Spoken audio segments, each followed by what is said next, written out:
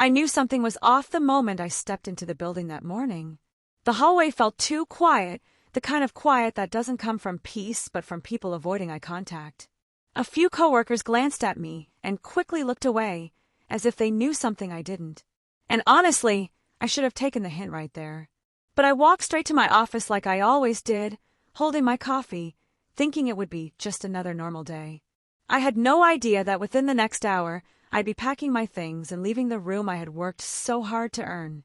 My name is Zara, and for almost 5 years, that office wasn't just a workspace. It was a small symbol of what I had built in this company. Late nights, endless projects, managing crises, helping new hires, hitting impossible deadlines. That room held all of it. My team used to joke that I practically lived there. And honestly, sometimes I did. So when they suddenly insisted someone else deserved it, someone who had joined just a week ago, it didn't just confuse me. It cut deep, in a way I wasn't ready for. It started with a small knock on my door.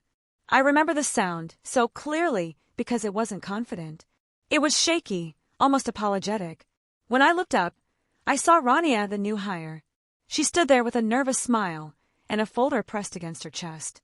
She was young, maybe in her mid-20s, bright-eyed, dressed sharply, the type of person who looked like she had something to prove. I didn't know much about her except that she was fast, ambitious, and already making a name for herself. But I had no reason to dislike her. Not yet. She stepped inside and said my name so softly it felt like she was preparing for a reaction. "Can we talk? Just for a minute?" Her voice trembled, and for some reason, I felt a strange twist in my stomach. Still, I nodded and told her to sit. I figured maybe she needed help with a project, or maybe she was struggling to settle in.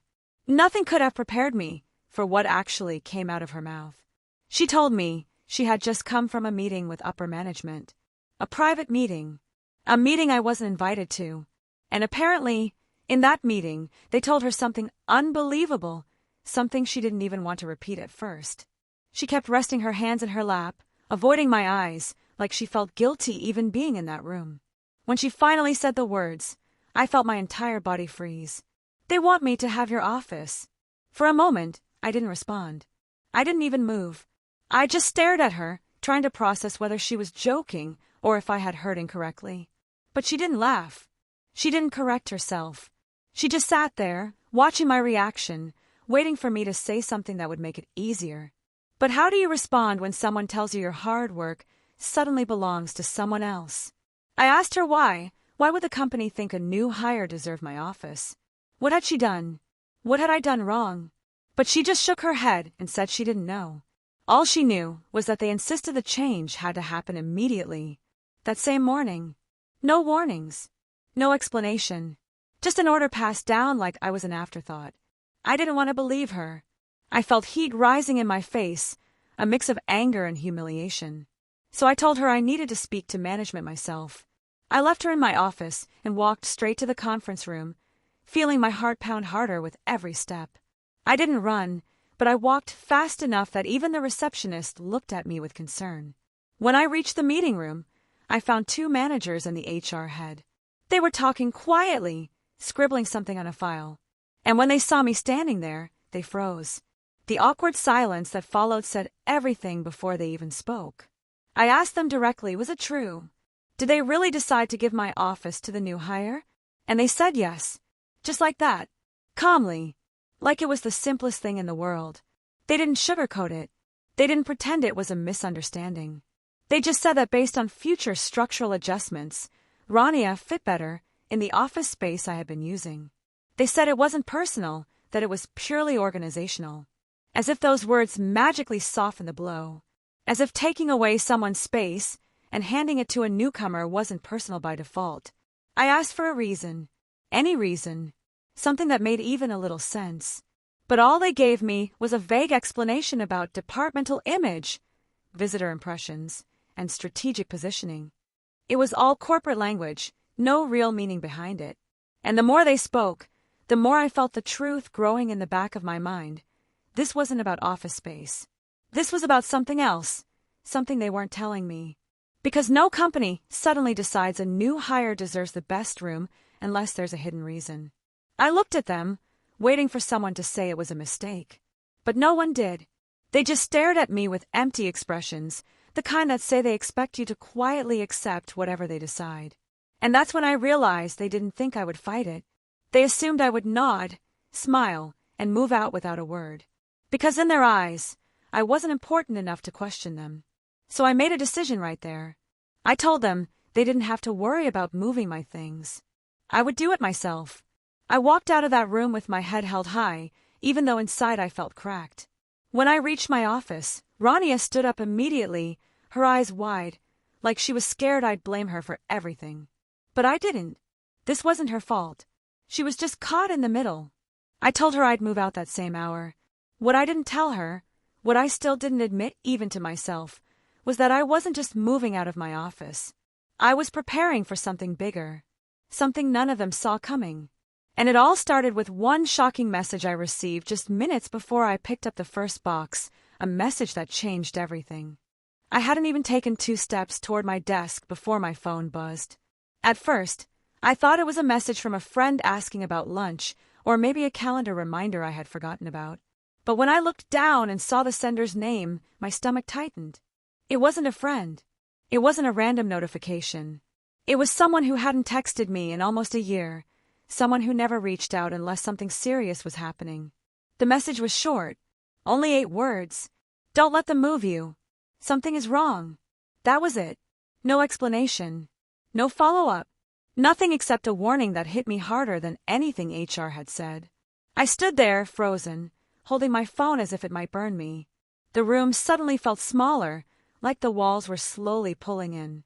I could feel Rania's eyes on me, waiting, uncertain, probably confused by the expression on my face.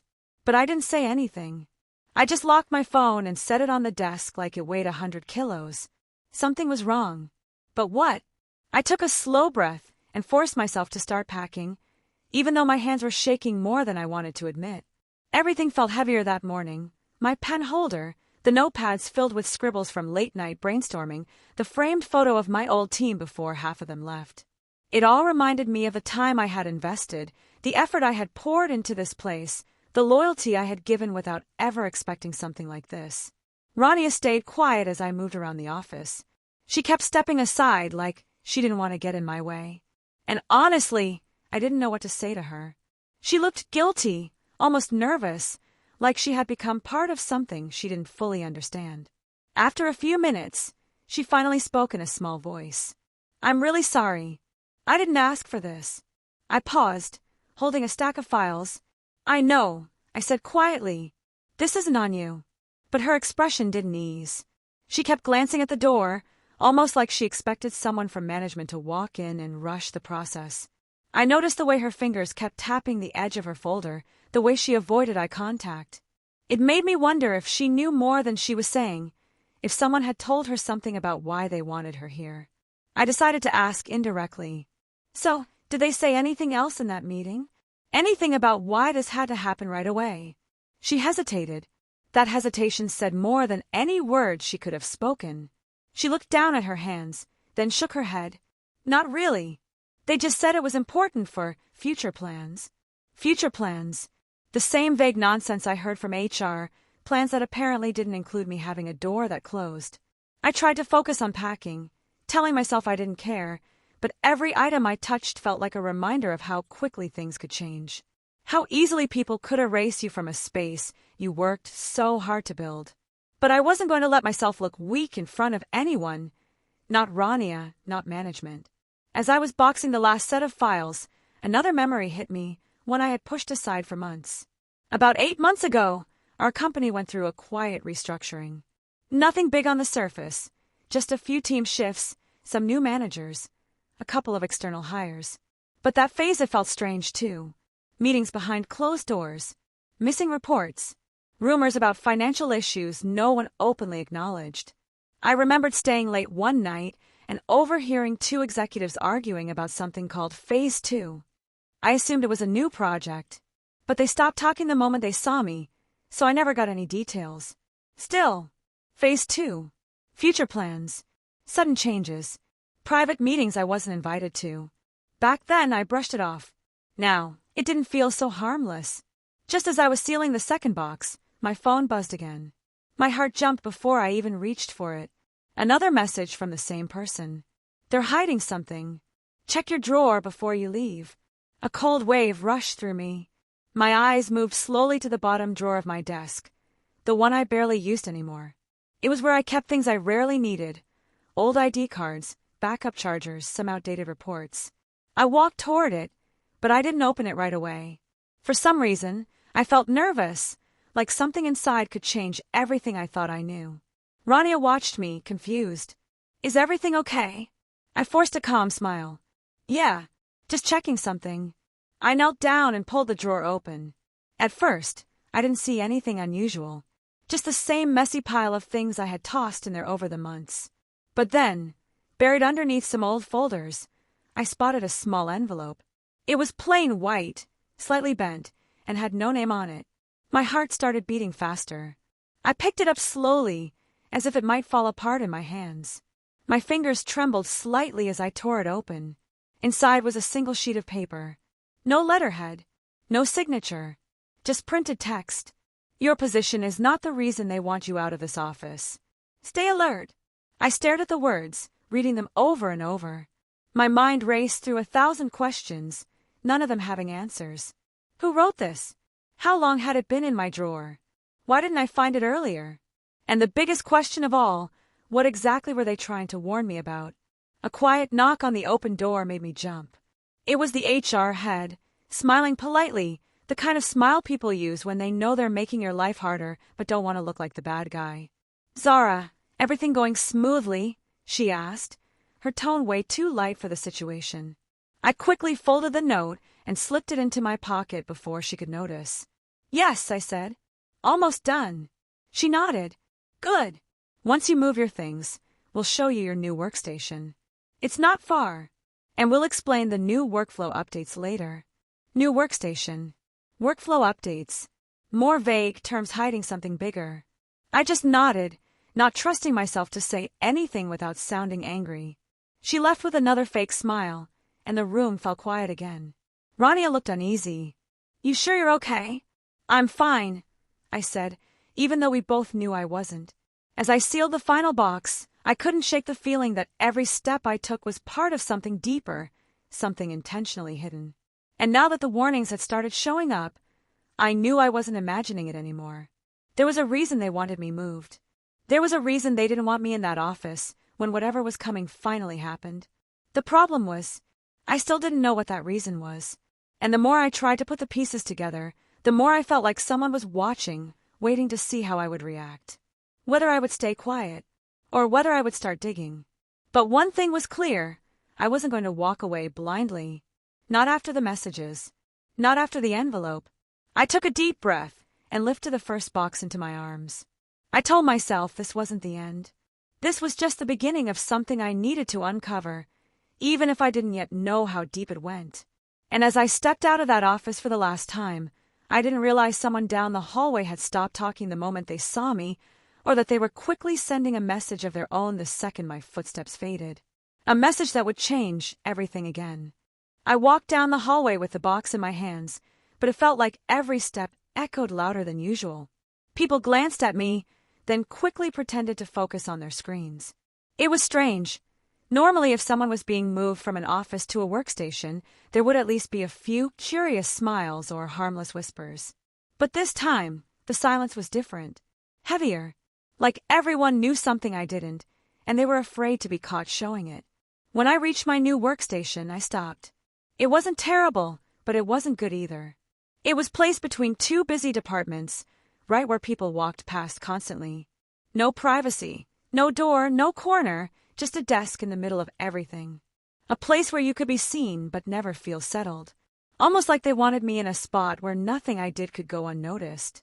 I set the box down slowly, forcing myself to breathe normally. The HR had pointed at the chair and tried to sound cheerful. See, it's a great spot, very connected to the flow of the teams. I just nodded. She didn't need to know what I really thought. Once she walked away, I finally sat down and let myself look around. From this angle, I could see the hallway leading back to my old office. The door was slightly ajar, and Rania was standing inside, looking uncomfortable as two managers spoke to her. Whatever they were saying, it didn't look friendly. She kept nodding. She kept agreeing, but her hands were shaking. That told me enough. She wasn't as in control of the situation as they wanted me to believe. As I watched them, my phone buzzed. A new message from an unknown number this time. Don't ask questions in public. They're monitoring everything today. A cold chill ran down my back. I quickly locked the screen, glancing around as if someone might be watching me right then. But everyone looked busy, pretending not to notice anything. Or maybe that was the point. You never know who is watching when everyone looks the same. I leaned back, silently repeating those words in my head, monitoring everything. Today. Why today? What was so special about this day that they needed me out of that room? I thought back to the envelope in my drawer. Stay alert. It felt like the warnings were coming from someone close, someone who knew the internal system better than I did. And that scared me more than anything, because it meant the situation wasn't just about office politics. Something deeper was running under the surface. While I pretended to unpack, two coworkers from my old team walked by. They didn't greet me the way they usually did. Instead, they gave quick, strained smiles, barely there, and kept walking. That wasn't normal. That wasn't them. Something was definitely off. A few minutes later, my old teammate Horace walked toward me. He wasn't smiling. Not even a polite one. He stood close enough that no one else could hear and lowered his voice. You need to be careful, he said quietly. This isn't about the office. My heart skipped a beat. Then what is it about? He shook his head. I can't say here. But people are talking. Something is happening upstairs. Something about a report. A report. I repeated slowly. What report? He opened his mouth to answer, but then we both heard footsteps. His eyes widened just a bit, and within a second, he stepped back and acted like we were having a casual conversation about weekend plans. Someone from management passed by, nodding in our direction. Horace waited a few seconds, then walked off without finishing his sentence. A report. Something upstairs. Monitoring. A sudden office shift that made no sense. The pieces were there, but none of them matched yet. I couldn't stay seated anymore. My mind kept replaying Horace's expression, the urgency in his voice. I stood up slowly, pretending to stretch my legs, but my eyes were scanning the floor. I needed more clues, more information, something that would help me understand why the atmosphere felt so tense that morning. As I walked past the copy room, I overheard two people whispering. Their voices were low, but a few words caught my attention. Did she find it? They moved her before she could. And the new girl, she won't ask questions. That's why they chose her. I moved closer, pretending to check the printing tray. The whispering stopped. When I turned my head slightly, they were staring at me. Not with curiosity, but with caution. One of them quickly grabbed a stack of papers and walked away. The other avoided eye contact completely. My heartbeat quickened. Find what? What was I supposed to find before they moved me? I walked back to my workstation, but I couldn't focus. I opened the same box I had already arranged, just to look busy. But all I could think about was that line. Did she find it? That meant something was hidden in my office. Something I didn't know existed. Something important enough that they moved me out before I stumbled across it. But if that was true, then who hid it there? And why didn't they get to it first? My mind kept circling around the envelope again. Maybe the person who warned me had placed it there on purpose. Maybe they wanted me to look for something else. Maybe I wasn't fast enough. As I replayed everything in my head, the floor director suddenly appeared beside my desk. He didn't smile. He didn't look friendly. His eyes scanned my workstation before he asked, "Settling in well?" "Yes," I said, keeping my tone neutral. "Good. You'll be working closely with us on the new restructuring assignments. We'll send you the documents soon. For now, stay at your desk. We might need you. Stay at your desk." It sounded less like a request and more like a warning. The moment he left, I exhaled slowly. They didn't want me roaming around. They didn't want me questioning anyone. They wanted me right there, where they could keep an eye on me. But if they thought that would stop me from figuring out what was happening, they didn't know me at all. Half an hour later, I received a third message. Same unknown number. Someone will try to talk to you today. Don't trust them. I stared at the text for a long time. Someone will try to talk to me? Who? Will they pretend to help? Or were they going to push me away from the truth? What if it was someone I considered a friend? I didn't know who to trust anymore. While I was deep in thought, I saw movement near the corner of my eye. It was Rania, walking slowly toward me. Her face looked pale, almost worried. She stopped at my desk and said softly, "Can I talk to you somewhere private?" My breath caught. This was it, the moment from the message. "Someone will try to talk to you today." I stared at her, trying to read her expression, but she looked so conflicted that I couldn't tell if she was scared or hiding something. "I can't say it here," she whispered. "Please, just 2 minutes." I hesitated. If the warning was real, this moment mattered. One wrong step, one wrong assumption, and I could walk straight into whatever danger they were trying to push me away from. But if I didn't hear her out, I might miss the one key that ties everything together. I looked up at her slowly, unsure whether her next words would clear the fog or drag me deeper into it. And right then, before I could answer her, someone from behind called my name sharply. I turned and froze, because the person standing there was the last person I ever expected to see involved in this. I froze when I saw who had called my name. It was Mr. Cameron, the senior director who almost never came down to our floor unless something major was happening. He was strict, distant, and always wrapped in an air of authority that made everyone straighten their posture when he walked by.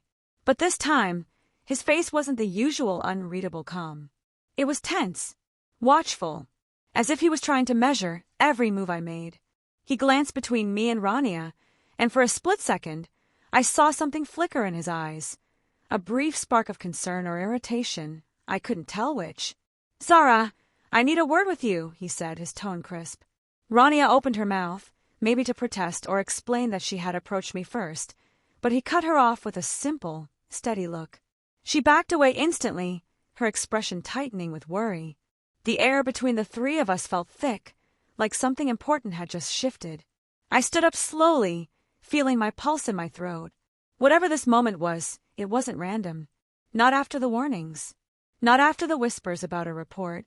Not after being moved from my office exactly today. I followed him into an empty meeting room at the far end of the corridor.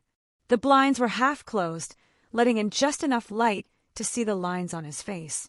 He shut the door behind us, not slamming it, but not gently either. A controlled firmness. He stood there for a moment, studying me. I could feel it, the way someone feels a storm building even before the wind hits. "I've heard," he began, "that you are confused about the transfer from your office." I stayed quiet, watching him carefully. He wasn't here to explain anything. His tone made that obvious. "You should know," he continued, "that decisions like these are made for the company's long-term structure. There is nothing personal about it." That same vague sentence again, the same line HR had used. Almost word for word. It confirmed something for me. They had planned this collectively, rehearsed it even. Anyone they sent to talk to me would say the same thing. I nodded slowly. I understand that. But if it's just a structural change, why was it so urgent? Why today? The question hung in the air between us, and for a moment, his expression tightened. It was small, but I saw it. A tiny crack in his calm. He looked away, just for a second, before composing himself. This morning's timeline was necessary. That's all you need to know. That phrase, "that's all you need to know," sent another cold wave through me. It was too controlled, too final. Like he was trying to shut a door before I could see what was behind it. I tried to push further. "I heard people talking. There's a report." He turned sharply, his eyes narrowing. "Who told you that?" His tone had changed, and the sudden tension made me take a small step back. He wasn't shouting, but the pressure in his voice was enough to make the room feel smaller. "No one," I said quietly. "I just overheard something." He stared at me for a long moment. Too long. People gossip when they're bored. You shouldn't pay attention to it. But the way he said it didn't match the words. His jaw was tight. He was hiding something. I wanted to ask more. I wanted to push, but suddenly he softened his tone. Too quickly. "Look, Zara," he said almost gently, "you're a valued employee. We don't want you distracted. Just focus on your new role. Everything else will settle on its own." His voice sounded reassuring, but the warning underneath it was unmistakable. Focus on your new role. Don't ask questions. Don't dig. Before I could reply, someone knocked on the glass wall outside. Another manager signaled to him. He gave me one last look, then left the room without saying anything more.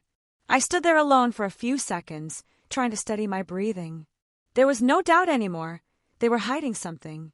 And whatever it was big enough to make the most powerful person in the building come down to give me a controlled warning. When I stepped out of the meeting room, I saw Rania standing near the water dispenser. She looked relieved the moment she spotted me. She walked toward me quickly. "Did he say anything?" she whispered. I shook my head. "Nothing useful." She looked around nervously, then leaned in. "Zara, I need to talk to you. It's important. And I'm not supposed to." There it was, that moment I had been bracing for ever since the warning text. Someone trying to talk to me. But was she the person the message meant? Or was she the person trying to protect me? Before I could decide whether to trust her, a sudden ringtone cut through the hallway. It wasn't loud, but it startled her so much she flinched. She grabbed her phone, stared at the screen, and whispered, "I have to go. Please don't leave before I come back." She rushed off quickly, leaving me standing there with even more questions. Back at my workstation, I tried to calm down, but the tension in the office kept rising. People were moving faster, whispering quietly, glancing toward the upper floor more often. Something was happening, something that involved today specifically, and then it clicked. The restructuring, the new hire, the secret meeting, the sudden office transfer, the hidden envelope, the warnings about being monitored, the report. Everything pointed to one thing. They were preparing for something major, and I wasn't supposed to be in the middle of it.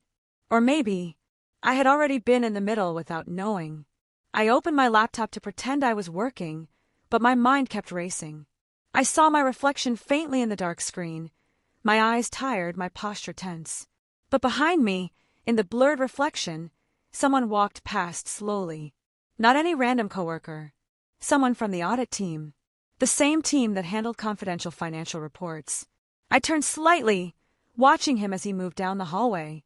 He wasn't carrying files. He wasn't headed to his office. He was observing, looking at people's desks, checking who was working and who was talking, monitoring. My heartbeat quickened. If the audit team was involved, then whatever this was, it wasn't small. And if they moved me specifically, then I was somehow connected to the thing they were trying to manage or hide. A few minutes later, another message popped up on my phone. This time, it wasn't a text. It was an email. No name. No subject. Just an attachment. A single file. My hands went cold as I hovered over it. I looked around, checking if anyone was watching. Then I clicked it open, just enough to see the preview. It was a document I had never seen before. But my name was on the first page, and under it a timestamp. Today. A chill spread through me as I read the first line under my name. Something that made every muscle in my body tense. Something that made the entire morning suddenly make sense and yet raise even more terrifying questions. Before I could scroll further, someone's shadow fell over my desk. I looked up slowly, my heart pounding.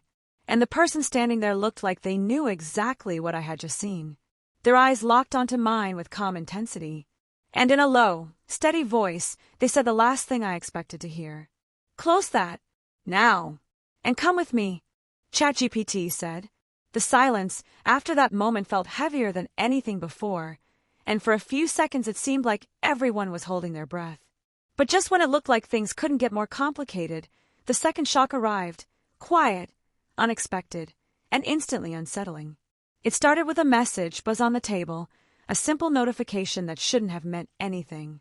Yet the expression that crossed their face said everything. Something new had entered the story, something hidden all this time, and it changed the entire direction of the conflict. They read the message once, then again, their hands tightening slightly around the phone. It was clear they were trying to hide the reaction, but even the smallest shift in their voice gave it away.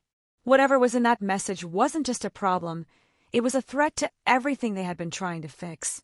The tension that had just begun to ease now sparked back to life, sharper and more dangerous. The room felt different, heavier, like the air itself knew something big was about to unfold. Before anyone could ask, another call came through. This time they didn't answer. They simply placed the phone face down, as if hiding the screen could hide the truth. But the damage was done. That 1-second glimpse of fear in their eyes was enough to turn calm into chaos. The stakes had officially risen. The audience could feel it, the shift, the pressure, the sense that someone or something had been watching the whole time, waiting for the perfect moment to strike. They finally spoke, but their words were slow, careful, almost too calm for the situation. They said they needed to step out for a moment, but everyone could hear the strain underneath. The earlier conflict now felt small in comparison. This new twist wasn't just about misunderstandings or ambition, it was personal. It was targeted, and it meant the story was heading toward something intense. As they left the room, quietly closing the door behind them, the uncertainty grew stronger. No one knew what was happening, only that danger, emotional, professional, or something deeper, was closing in. The remaining characters exchanged uneasy looks, each one realizing that the path forward wasn't going to be simple anymore. This wasn't just a challenge. It was a countdown. Outside, their steps were quick, almost restless, as they checked the phone again, searching for something, another message, a clue, maybe even a warning. And that's when everything escalated. A reveal they never expected. A truth they never imagined confronting. A twist that turned the entire story on its head and pulled the ground from under their feet. But instead of running from it, they moved toward it, knowing that whatever came next would decide everything. The tension tightened, the pace quickened, and the most dangerous part of the journey had just begun. The audience could sense it, the climax was approaching, and the story wasn't done surprising them yet. The night felt colder than before, as if everything around them had shifted in those few minutes outside. They stared at the message again, the truth finally settling in. The threat wasn't from a stranger. It was from someone inside the circle, someone who had quietly been pulling strings from the beginning. All the confusion, the delays, the tension that kept building, it wasn't accidental. It was planned. They walked back into the room with a calmness that didn't match the storm inside them. Everyone turned to look, waiting for an explanation. And this time, they didn't hesitate. They laid the phone on the table, the screen lighting up with the very proof that connected all the dots. As the others leaned in, the realization hit hard. The person they trusted the most had been feeding information to the one competitor who wanted everything to fall apart. The betrayal was clean, hidden, almost perfect, until now. Voices rose, shock turning into anger. The one who had caused all the chaos tried to deny it at first, but the evidence was there, clear and simple. They weren't just interfering, they had been manipulating every conflict from behind the scenes, hoping the pressure would break the group apart. They had underestimated how far truth could travel once revealed. For a moment, the tension felt unbearable, but something changed. Instead of breaking down, the team came together, finally understanding each other's frustrations and missteps. All the earlier conflicts suddenly made sense, and the unity that should have been there from the beginning finally clicked into place. They confronted the betrayer, not with aggression, but with clarity and strength. It became the turning point, where the story that was falling apart started rebuilding itself. Just when the audience would think this was the end, the unexpected twist arrived. As the betrayer walked out, defeated and exposed, another notification flashed across the phone. This one wasn't from them. It was a message from an unknown sender, someone above the betrayer, someone even more deeply involved. The message was short, almost unsettlingly simple. If they figured out this much, then they're ready for the real truth. The room fell silent again, the victory now mixed with a new wave of uncertainty.